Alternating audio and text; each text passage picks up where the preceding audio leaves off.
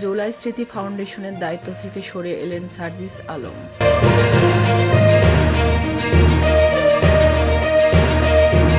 4 দফা দাবিতে দেশব্যাপী ম্যাটস শিক্ষার্থীদের অবস্থান কর্মসূচি।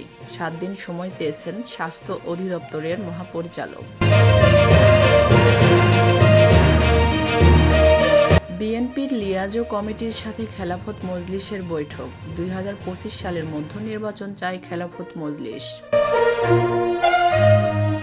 পোশাক দিয়ে কিছু হয় না, আমাদের মন ও মানসিকতার পরিবর্তন করতে হবে বলে মন্তব্য করেছেন স্বরাষ্ট্র উপদেষ্টা।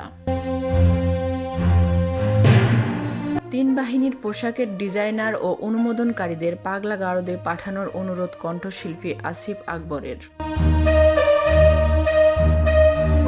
রাবিতে সমন্বয়কের ওপর হামলার প্রতিবাদে শিক্ষার্থীদের মানববন্ধন কর্মসূচি।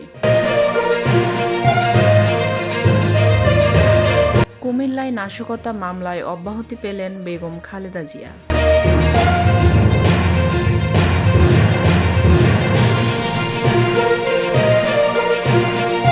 ভারতীয় আগ্রাসনের বিরুদ্ধে চাঁপাইনবাবগঞ্জ সীমান্তে মানববন্ধন ও বিক্ষোভ মিছিল।